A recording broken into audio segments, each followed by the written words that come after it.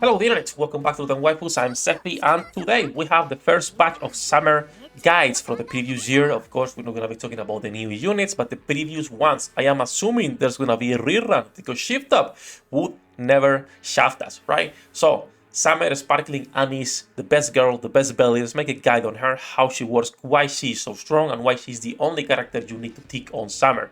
Before we start, leave a like, subscribe, help me grow the channel. I also publish these as infographics if you prefer on my Twitter, which is on the description, and on the official Reddit Niken Mobile. So they should be there if you want to check them, right? The only thing to take into consideration is that best team is recommended team, right? Or synergy, if you will. It's not the best team per se, kind of a wording issue in there on my own, right? So that's it. Let's get started with the best girl, Summer Anise. I'm going to be also making one later today for either Helm or Mary. I'm not sure who. I will leave Neon for the last one for obvious reasons. So, once again, we're going to be live right now. Before we start, leave a like, subscribe, and let's get started with the best girl in terms of skill priority, gear priority, the cube, team compositions, why she's so strong. So, let's start with the skills. I think that's probably the most important part, right? When we talk about the kit of a character. Priority is going to be going into the burst and skill 2. In fact, I might even change this because this has the same priority here, and then this is less important. Skill 2 is where all health damage is going to be coming from. So skill number 1 activates when entering full burst. Affect all electric cold allies, increasing attack by 55% and reloading speed by 50%. This is amazing because this means she not only can be used as a DPS, but as an electric buffer. So Naga, Scarlet, Harran, any character that you have, Guillotine, will be able to benefit from this. This doesn't take priority, this is the least priority, at least level 7, but you can leave this for like your lowest for now. Skill number 2, Sparkling Missile.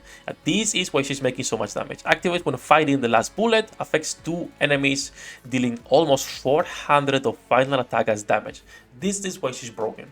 She will be constantly throwing these missiles as long as you're not using someone that increases max ammo. If she has 1-2 bullets, constantly spamming this, 400 damage to 2 characters is completely broken. Not only that, but she also gets damage to interruption parts, aka the red circles, for 10 seconds.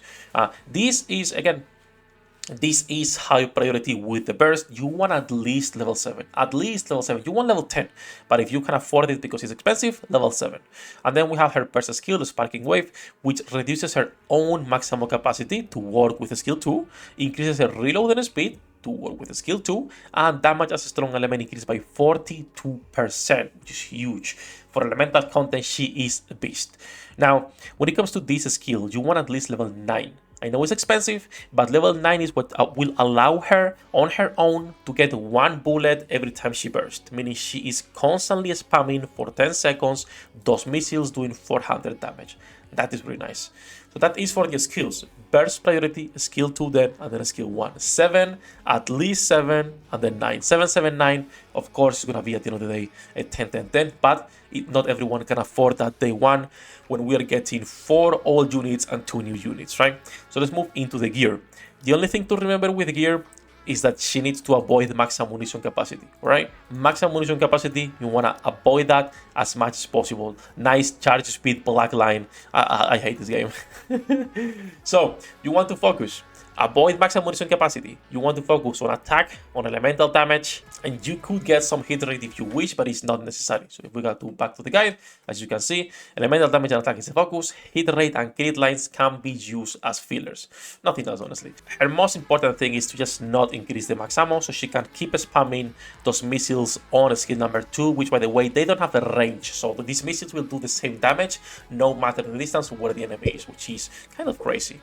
That's for the gear, right? You want to overload everything, you want to avoid max ammunition capacity. I might reroll some of these later because they are so bad, bro. What the fuck? The only good one is like this one with attack and elemental damage, but the other ones are kind of bad. Attack and elemental damage is good. Then this one is charge speed, hit rate, critical damage. This is so bad. There's still a couple of changes in here.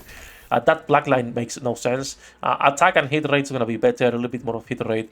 Let's change. If I could get the elemental, it would be a pretty much, settled. Let me see if I can get elemental attack in this one. Surely the game loves me, right? No, I'll keep elemental. Come on, game. Be good with me. Maximum capacity? Fuck no. The only thing we want to avoid defense? Okay, let's stop reloading. I don't care. I don't have enough rocks to be wasted on this right now. I love her, but I'm gonna keep my 8 rocks. I'm a humble rock owner. So that's for the gear, that's for the skills. What about the cube? You want to avoid at all costs Bastion. Okay, she does not want more ammo or to reload, just put resilience on her. That's the only thing you care about. Increase reload speed, more damage as a strong element. Pretty good, right? Do not put anything that increases max ammo or that reloads over time. What about the hit rate cube? I will say it's kind of XD, but you could be using it. Again, resilience is the best one.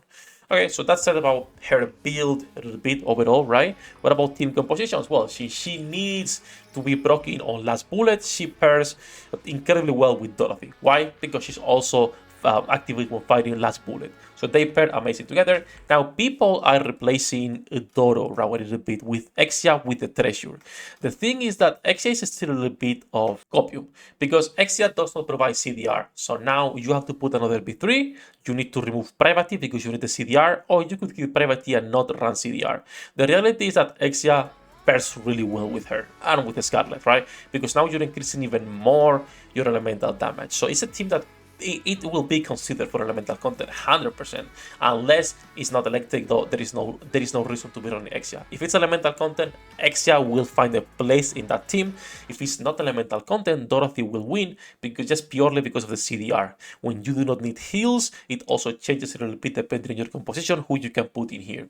Privacy is not a must, but she helps with the reloading speed and even reducing more of the ammo just in case you're putting something like Litter or something like that, right? For the last spot, you want another electric DPS, which for most people, of course, that is going to be our best girl, Scarlet. If you have the other Privacy, you can put her, Guillotine, Haran, Maiden, and Isabella kind of copium, so I would not recommend putting those two together. But that is the recommended team for her and the recommended build as well. Once again, these are on Twitter if you prefer that format, but that's gonna be it for Summer. Now, she is the strongest Summer unit so far. So I will say if you have to ticket only one copy, you only have 200 tickets, there is no reason for you to be doing anything else outside of getting her. 200 tickets is expensive. We don't know how good Sakura and Rosanna are gonna be. I will also wait until the last day, because if you're gonna be pulling over the whole summer event, you can get lucky. You can get lucky. You do not need multiple copies. Does it help? Of course it does, because her skill 1 scales based on her own attack, not final attack, but normal attack. So that means the more dupes you get, the more that, you know, this attack is gonna be increasing, which is good. But again, that's for Wells. Don't care about that. Is her background good? I don't think her background is that good. Personally, Mary takes the cake when it comes to the best background. Oh, that is actually her. This is the big Waifu background for Anis. I don't think it's that good in order to be using 4 tickets, right? Unless you get Omega Lucky and you get 3 copies, just pull in and then you ticket the last one. But even in that case, it's 200 is expensive for free-to-play players. What I would recommend is if you don't get her over the whole summer period, just ticket her. The other characters are not worth ticketing. Depending on the situation, Mary and Helm might get some usage, and we'll talk about that on the respective videos. But she is the one you're looking for, alright? She is the summer girl, unless Rosanna or Sakura are even more broken, which I really doubt, because again, she's one of the best DPSs in the game. That said, guys, let me know what you think about Summer Anis, if you are going to be going for dupes or completely skipping, and what are your plans for pulling in general in this collab. It's going to be getting hard for free-to-plays to skip because, my god, these two look. That's it, it's going to be it for this one, alright? Thank you to my Patreons, as usual, for making this content possible. Love you all, bossos. Good luck with your pull degenerates. I'll see you in the next one. 役立たずは楽園から追放するのみ。ブランとノワールのショータイムです。天地万物を切るとはこういうことだ。